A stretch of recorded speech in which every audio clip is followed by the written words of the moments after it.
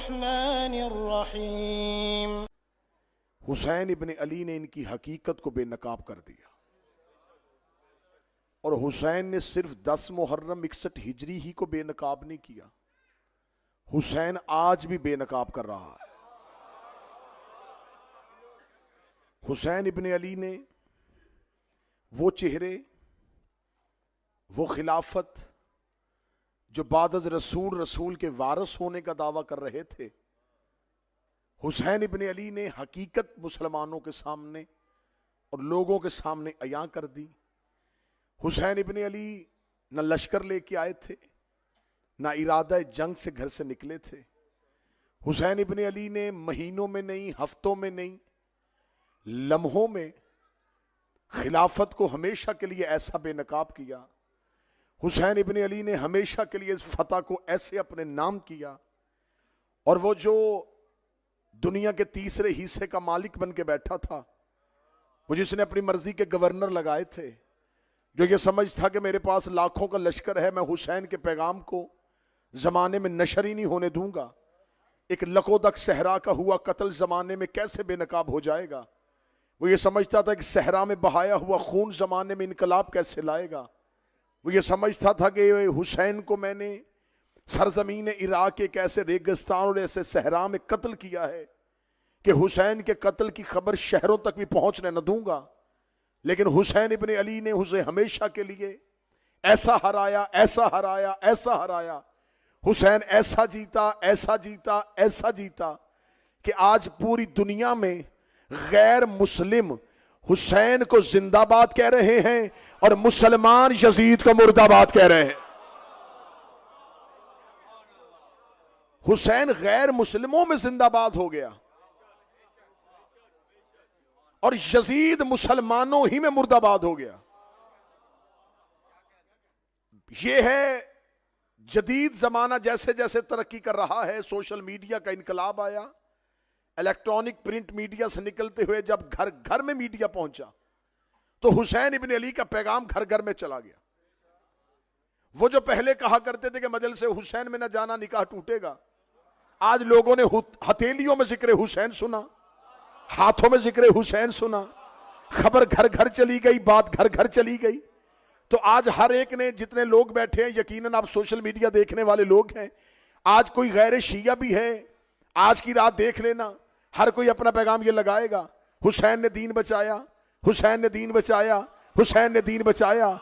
कल जब यौम हुसैन पे मस्जिदों पे ऐलान होगा तो कहा जाएगा हुसैन ने दीन बचाया, हुसैन दीन बचा गए, हुसैन दीन बचा गए, हुसैन दीन बचा गए। आज शब अशूर का अल हैदर ट्रस्ट में पहला तारीख साल जुमला कहने लगा हो, तुमने हमेशा कई सालों से अपनी कौम के बच्चों को सिर्फ एक बात बताई है, वो भी अधूरी बताई है। मैं आज उस बात को मुकम्मल करवाने लगा हो। तुमने अपने बच्चों को कहा हुसैन दीन बचा गए, हुसैन दीन बचा गए, हुसैन दीन बचा गए। मैं तुमसे सवाल पूछना चाहता हूं, इस जुमले को मुकम्मल करो, किन से बचा के गए?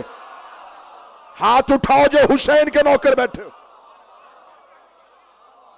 तुमने ये बताया कि हुसैन ने दीन बचाया, ये नहीं बताया किन से बचाया। क्या दीन को ईसाइयों से खतरा था? आवाज थोड़ी बेहतर कर दी। क्या दीन को यहूदियों से खतरा था? क्या दीन को मजूसियों से खतरा था? हुसैन ने किन से बचाया? वो जिन से बचाया वो कौन थे? चलो हाथ नीचे, तो मैं दोबारा उठवाने लगा हूं। चलो अगली बात बता दो, बचा के किन को दिया? क्या हुसैन इब्न अली ने जो दीन बचाया था, वो जिन से बचाया था उन्हीं को दे दिया? इसका मतलब है कि हुसैन ने खिलाफत वालों से दीन बचा के इमामत वालों के हवाले कर दिया। हुसैन ने दीन खिलाफत वालों से बचाया और इमामत वालों को दे दिया। मेरी कौम के नौजवानों, ये तुम्हारे मजहब की जीत है। जो तुम्हारे 12 को इमाम नहीं कहते, वो हुसैन को इमाम कहते हैं। जो जवान बैठे हो, मैं तुम्हारी तर्जमानी कर रहा हूं।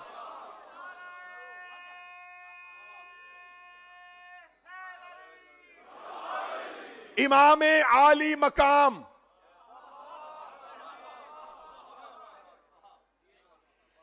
इन्होंने अली को इमाम नहीं किया, हजरत अली, मौला अली के नाम के साथ हजरत। लेकिन जो ही हुसैन पे बात आई, अब निकले ये खिलाफत वाली लाइन से। अली खलीफा राशिद, हुसैन इमाम, अली खलीफा, हुसैन इमाम, अली खलीफा, हुसैन इमाम। ओए खलीफा बाप हो तो बेटा इमाम नहीं होता, इमाम भी बाप हो तो बेटा इमाम होता है।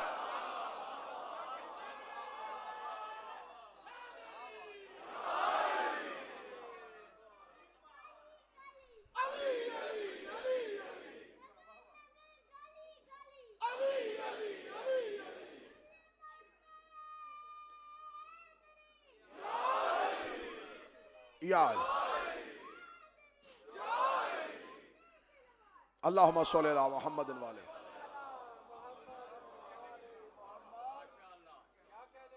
खलीफा का बेटा इमाम नहीं होता, इमाम ही का बेटा इमाम होता। तुमने कहा हुसैन ठीक थे और यजीद गलत था, तो मैं आज आखिरी मजलिस में तुम्हें ये बताऊं, सिर्फ यजीद ही गलत नहीं था।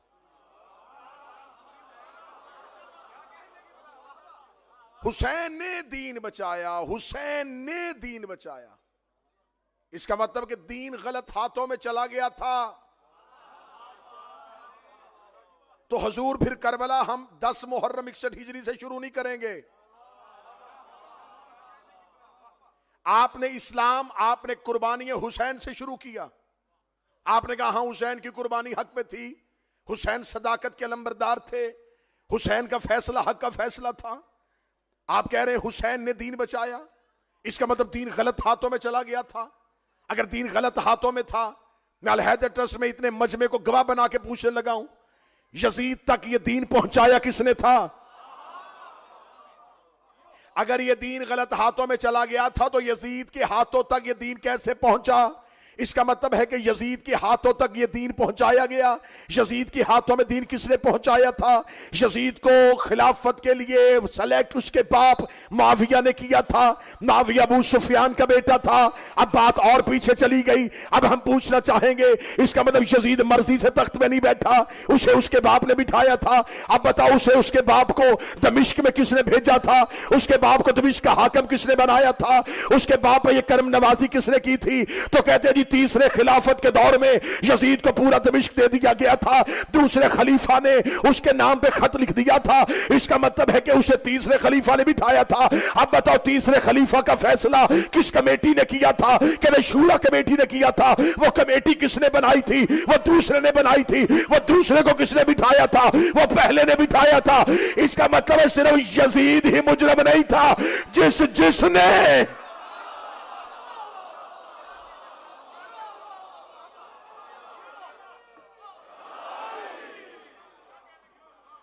इसका मतलब है ये कत्ले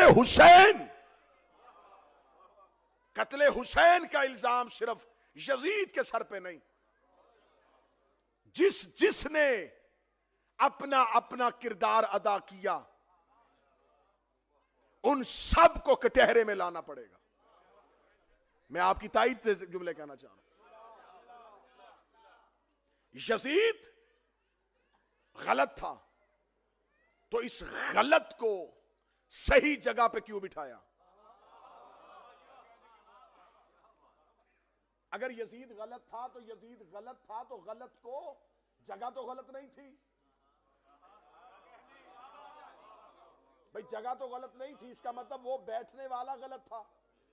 इसका मतलब है कि कसूर मिंबर का नहीं, बैठने वाले का था। और कसूर बैठने वाले का भी अकेले का नहीं।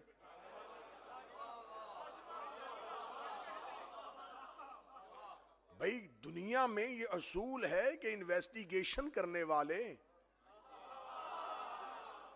कत्ल का सुराग लगाते हैं कि वजह क्या है, ये कत्ल हुआ क्यों था। 10 मुहर्रम 61 हिजरी करबला में कत्ल हुआ है, बताओ इस कत्ल की इन्वेस्टिगेशन रिपोर्ट कहां है? सिर्फ अकेला यजीद नहीं। आज अगर तुम ये समझते हो कि दीन बादज रसूल गदीर की बजाय जिसकी बुनियाद सकीफा में पड़ी थी वो ठीक था, तो फिर तुम्हें मानना पड़ेगा कि यजीद की खिलाफत भी ठीक थी। फिर तुमने यजीद को क्यों छोड़ा? आज कहते हो नहीं हम यजीद की खिलाफत के साथ नहीं है। क्यों खिलाफत के साथ नहीं है? अब आप इमामत वाली लाइन में क्यों आ रहे हैं? जब आपने पहले ही इमाम को नहीं माना तो फिर आप तीसरे इमाम को क्यों मान रहे हैं? अगर तीसरे को मानना तो फिर दूसरे को भी मानो, दूसरे को मानना है तो पहले को भी मानो। यजीद पे लानत करनी है तो सिर्फ यजीद पे लानत नहीं करनी।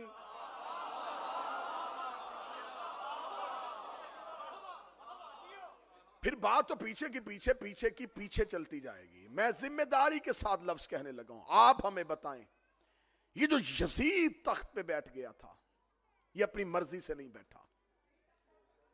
आज मुसलमान कहते हैं देखे जी हम अब कल का 10 मुहर्रम का दिन होगा ना, आपको बड़े बड़े लोग जो हैं वो लिबास भी सियाह पहन सकते हैं, थोड़ी देर के लिए जुलूसों में शिरकत भी करेंगे। आप उनकी वीडियोस भी देखेंगे कि सबील लगा रहे हैं, लंगर पका रहे हैं, और ये 2-4 एक्ट करने के बाद हुसैनी होने का दावा कर देंगे। आप उनसे पूछेंगे हुजूर आप 10 मुहर्रम, जी हमसे ज्यादा इमाम हुसैन से मोहब्बत कौन करता? हमारे घर में बकायदा हलीम की देगे बनती हैं, हम सबील लगाते हैं, हम 10 मुहर्रम को रस्ते में पानी बांटते हैं। मैं जुमला कहने लगा हूं, जिंदा ज़हनों का खतीब हूं। देगे पकाने से हुसैन नहीं मिलता। तुम्हें किसने कह दिया है कि चंद लंगर की देगे पकाओ तो हुसैन मिल जाता है? तुम्हें किसने कह दिया कि रस्ते में सबील लगा लो तो हुसैन मिल जाता है? हुसैन को मानना है तो हुसैन के नजरिए को मानो। यजीद को छोड़ना तो सिर्फ यजीद को नहीं छोड़ना, उसके मुकम्मल नजरिए की मुखालिफत करो। अब अगली जो बात मैं कहने लगा हूं, मेरी कौम के नौजवान तालिब इल्म स्टूडेंट्स जो हैं इस कुलिये को, इस फार्मूले को अपने जहन में पक्का कर लें, और जहां कहीं आप बैठे इस कुलिये को, इस फार्मूले को अप्लाई करें और गैर शिया से पूछें कि हमें बताओ यहां पर तुम कहां खड़े हो। अब मैं वो कुलिया देने लगा, मतलब बात की जानब। आप कहते हैं कि जी यजीद की हुकूमत गलत थी, ठीक है।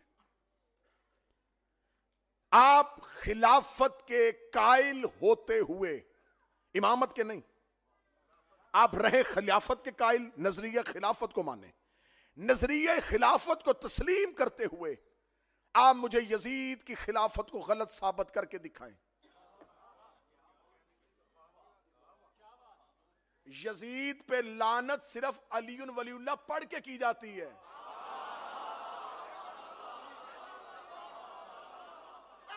मुंह उठा के यजीद पे लानत नहीं हो सकती। आप हमें बताएं अगर यजीद की खिलाफत गलत है तो आप मुझे बताएं आपके पास यजीद की खिलाफत की गलत होने की दलील क्या है? क्यों? मैं सवाल करने लगा हूं और अपनी कौम के बच्चों के लिए एक रास्ता, एक राह, एक सिरात बनाने लगा हूं। आप हमें बताएं कि आपका पहला खलीफा कैसे बना था? सुनिएगा, अजमा के साथ, अजमाए उम्मत, मेजॉरिटी क्राउड आए और आके सिलेक्ट कर लिया।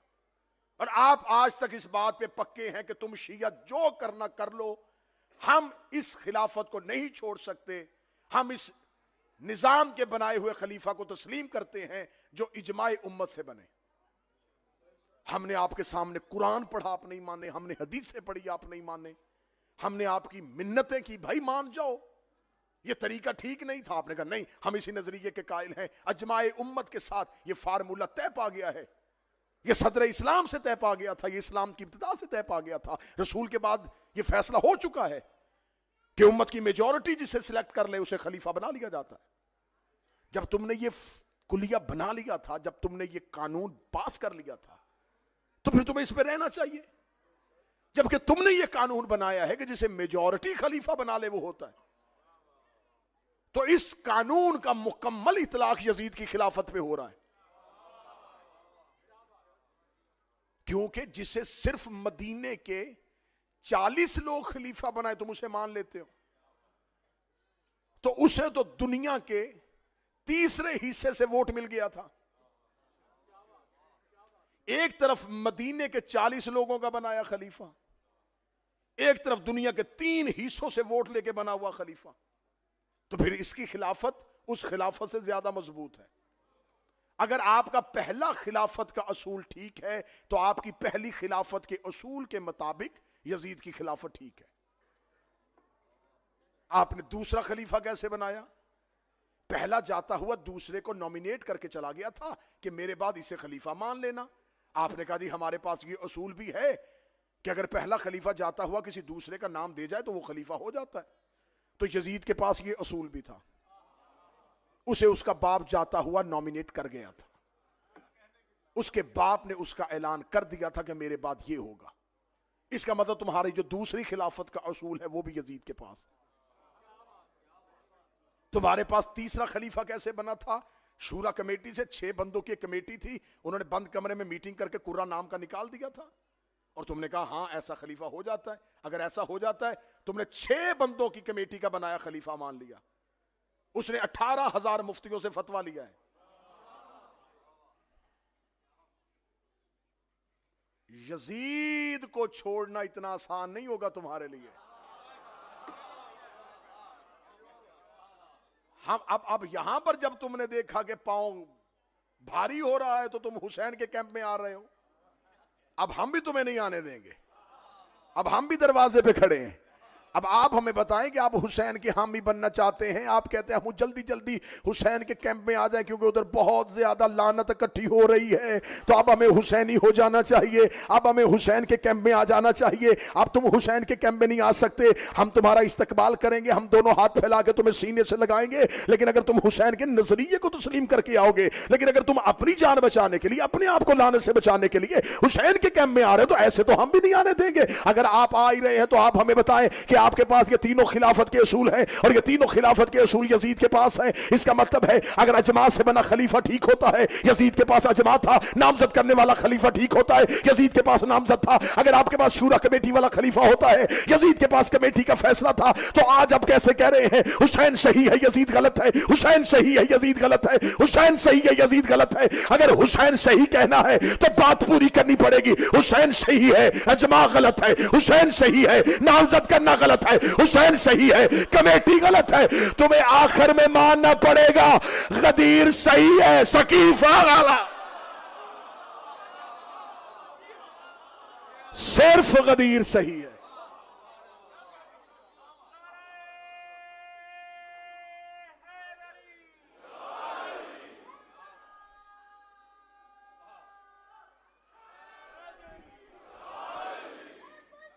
बिस्मिल्लाह।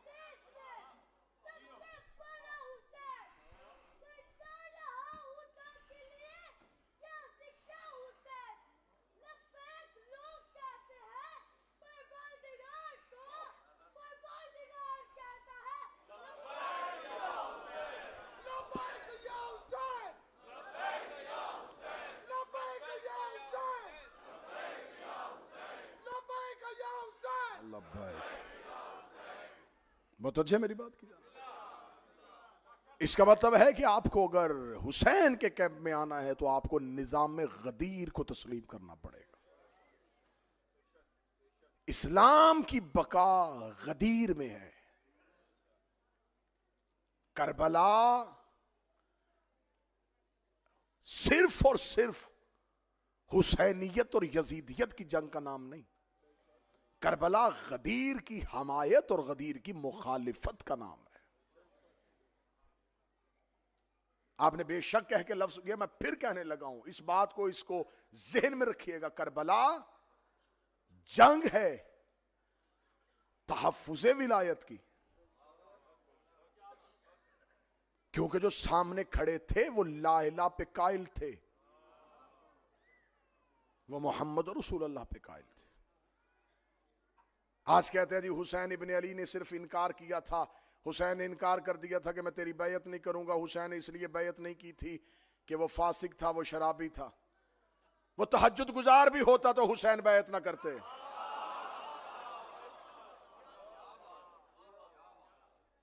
हुसैन इब्न अली ने इनकार कर दिया। हुसैन ने कहा मैं तेरी बैयत नहीं करूंगा, और हुसैन ये कह के मदीने से चल पड़े। यकीनन शब अशूर की मजालस में मेरे अहले सुन्नत भाई आते हैं। मैं बरादरान अहले सुन्नत को पैगाम देना चाहता हूं, मैं बरादरान अहले सुन्नत की मिन्नत करना चाहता हूं। तुम रसूल के बेटे के जिक्र में आए हो, मैं रसूल के नवासे का जाकिर हूं। मैं तुम्हारी मिन्नत करके पूछता हूं, घरों में जाके कल का 10 मुहर्रम का पूरा दिन सोचना, जब हुसैन ने मदीना छोड़ा तो इसका मतलब है कि हुसैन इब्न अली दीन बचाने जा रहे थे। तो जिन्होंने पहले नंबर पे रसूल के बाद खिलाफतें ली थी, उनके किसी बेटे ने हुसैन के साथ वतन क्यों नहीं छोड़ा?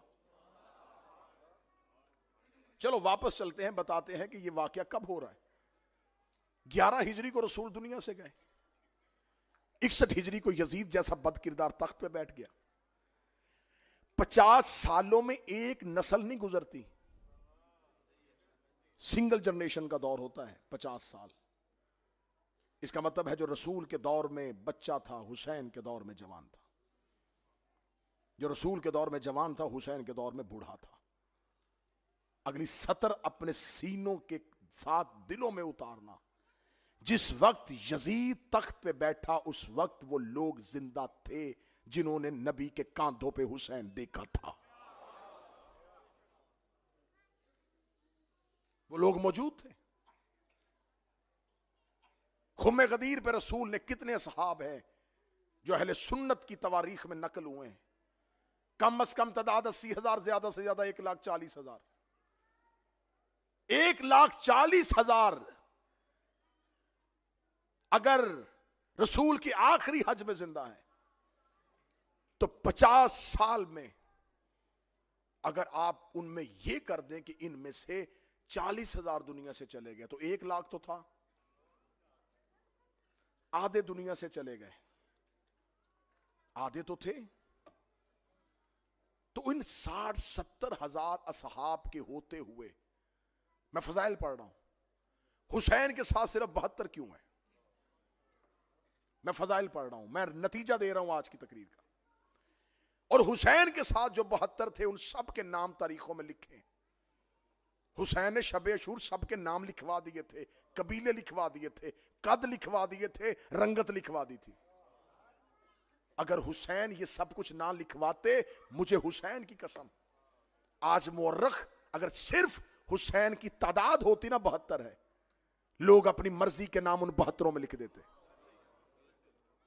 फलां भी था, फलां भी था, फलां भी था। इसलिए हुसैन इब्न अली ने अपने 72 जो है वो अलहदा करके दिखा दिए। यही है बस। अब हजूर वो जो उस टाइम पे 1.5 लाख रसूल का आखिरी खुतबा सुन रहे थे, वो लोग किधर थे? उनकी पोजीशन क्या थी? अगर वो हुसैन के साथ है तो 72 में क्यों नहीं? फिर 2 सूरतें पीछे बचती हैं, या वो यजीद के साथ थे या वो खामोश थे। अब जब हमने देखा कि वो कहां थे, तो जब हमने लश्कर यजीद की तादाद देखी, मैं नतीजे दे रहा हूं और आप खामोश।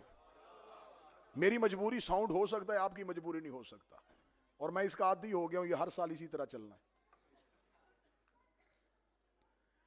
अब 9 लाख, आप कहते 9 लाख नहीं थे, 5 लाख, 5 लाख भी नहीं थे। कम अज कम जिसने हद करबला का इनकार किया उसने कहा 30,000। ये 30 के 30,000 क्या शाम से आए थे? बड़ी आसानी से तूने मुंह फाड़ के कह दिया ना कि कातलाने हुसैन शिया थे। हम बताते हैं कौन थे। कत्ले हुसैन का ऐलान करने वाला और हुक्म देने वाला यजीद मुआविया का बेटा था, और मुआविया अबू सुफियान का बेटा था, और अबू सुफियान हर्ब का बेटा था, और हर्ब उमैया का बेटा था। लो हमसे सुनो कातिल का शजरा,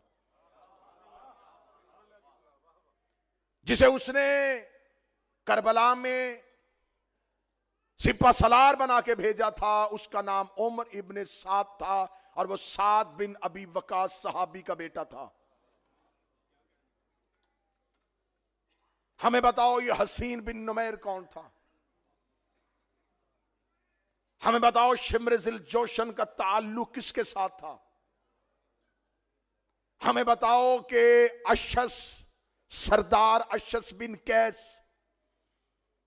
किसका खूनी रिश्तेदार था?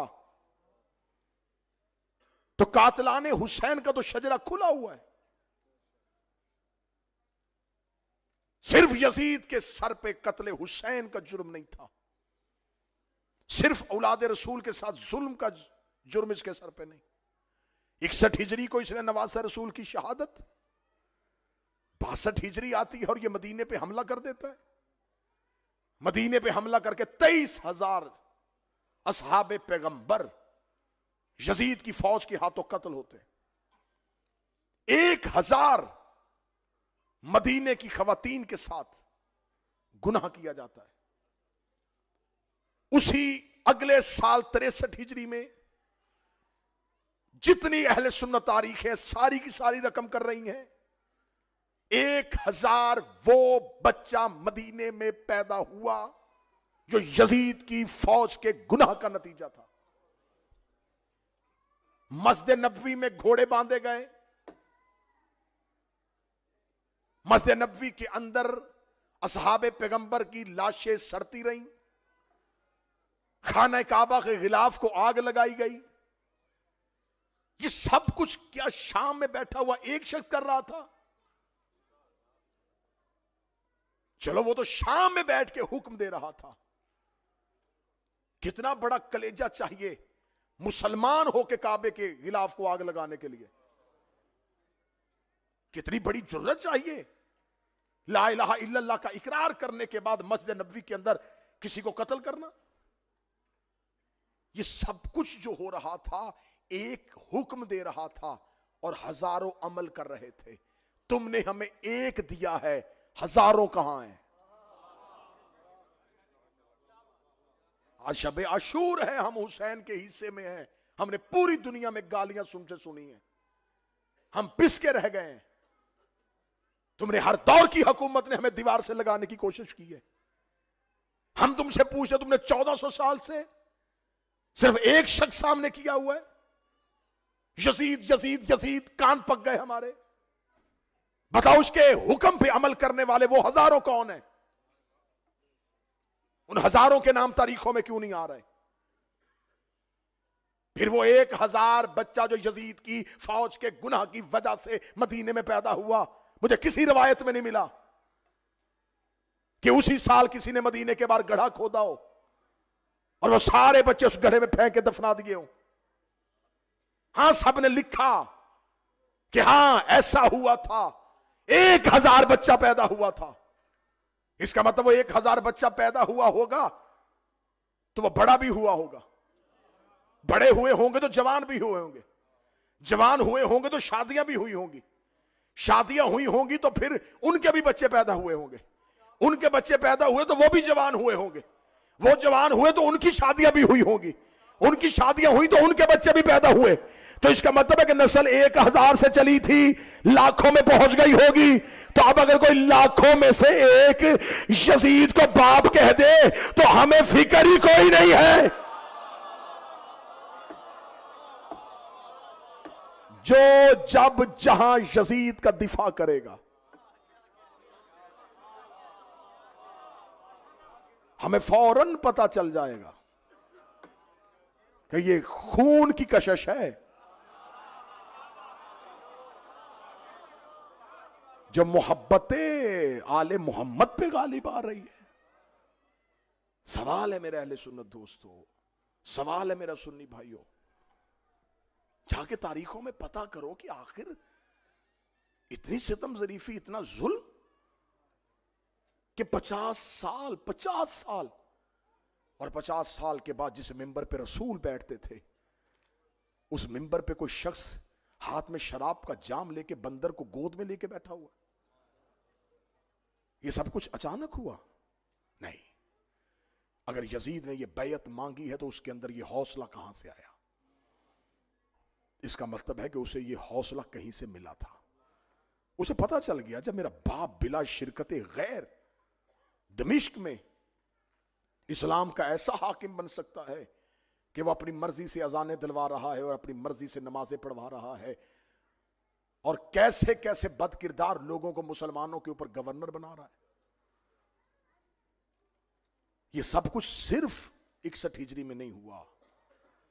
मैं तुम्हें करबला 61 हिजरी से शुरू नहीं हुई, नबी की रहलत के बाद 11 हिजरी को करबला का आगाज हो गया था।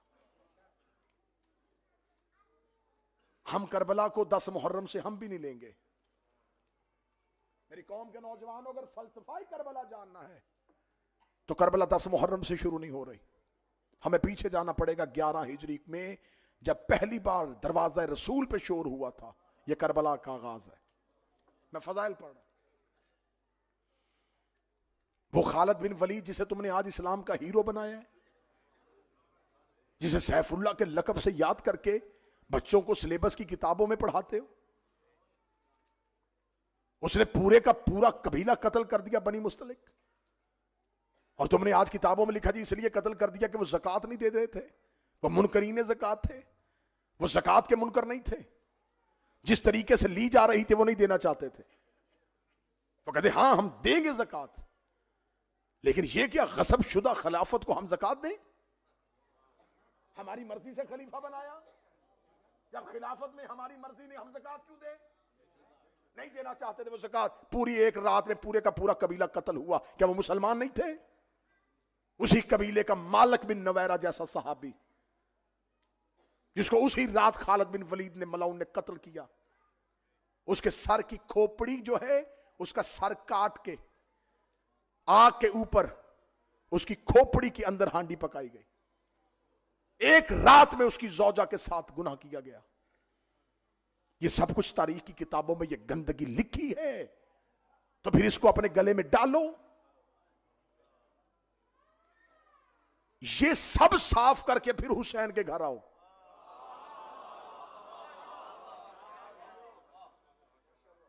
और जिसके लिए सब कुछ किया जा रहा है, जिसको मिटाने की कोशिश की जा रही थी, वो कौन था? वो नबी का बेटा है, वो नवासा रसूल है, वो पैगंबर का बेटा है।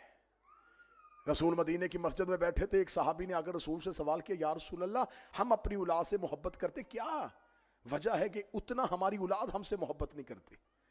नबी ने मुस्कुरा के फरमाया, इसलिए कि वो तुमसे हैं, तुम उनसे नहीं हो। यह सवाल आज भी पैदा हो सकता है, तो जवाब रसूल का सुन लीजिएगा। उसका, या रसूल अल्लाह, हम उनसे प्यार करते हैं, वो उतना हमसे प्यार नहीं करते। फरमाया, इसलिए कि वो तुमसे हैं, तुम उनसे नहीं हो। सहाबा सामने बैठे थे, रसूल ने फरमाया, तुम्हारी औलाद तुम में से है, तुम उनमें से नहीं हो।